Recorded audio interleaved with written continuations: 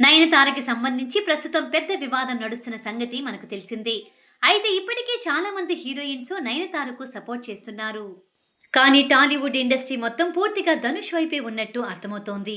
ఇదిలా ఉంటే సోషల్ మీడియాలో నయనతారపై విపరీతమైన ట్రోల్స్ వస్తున్నాయి. అవి ఏంటో ఇప్పుడు చూద్దాం. నయనతార తన డాక్యుమెంటరీ కోసం ధనుష్ నిర్మాతగా చేసిన సినిమాకి సంబంధించి వీడియో క్లిప్ని వాడుకుంటే 10 కోట్ల పరువు నష్టం వేశారని పబ్లిక్గా ధనుష్ పరువు తీసింది. కానీ ఈ పోస్టుపై నెటిజన్స్ మాట్లాడుతూ, నువ్విప్పటికే ముగ్గురు జీవితాలు నాశనం చేశావు. మొదట సింబుతో ప్రేమాయణం నడిపించి ఇండస్ట్రీలో హాట్ టాపిక్ అయ్యి అవకాశాల కోసం రాసుకు పూసుకు తిరిగావు. కానీ ఆ తరువాత సింబుని పిచ్చోని చేసి వదిలేశావు. ఇక నీ కెరీర్ మరింత ఎదగడం కోసం డాన్సర్ ప్రభుదేవ గారిని వాడుకున్నావు. ఎంతలా అంటే ఆయన తన భార్యకు విడాకులిచ్చి నిన్ను పెళ్లి చేసుకునేంతలా. చివరికి భార్యకి కూడా దూరమయ్యాడు. కానీ నువ్వు మాత్రం ఆయన్ని ఎటూ కాకుండా చేశావు. ఇక చివరిగా నువ్వు ఏం చెప్తే అది వింటాడని అన్నిటికీ తల ఊపే విఘ్నేష్ శివన్ని పెళ్లి చేసుకున్నావు. ఎందుకంటే నువ్వు చేసే పనులన్నిటికీ ఆయన సైలెంట్గా ఉండాలని ఆ పని చేశావు. వేరే వారి గురించి మాట్లాడే ముందు నువ్వు ఏమైనా శుద్ధపోసవా నీతులు మాట్లాడడానికి?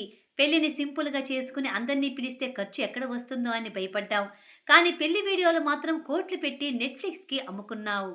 ఇక్కడ నీ స్వార్థం ఎంత ఉందో అర్థం కావడం లేదా? పిల్లల్ని కంటే ఎక్కడ బాడీ షేప్ అవుట్ అయి అవకాశాలు తగ్గుతాయని ముందుగానే ఆలోచించుకుని సరోగసి ద్వారా తల్లివయ్యావు.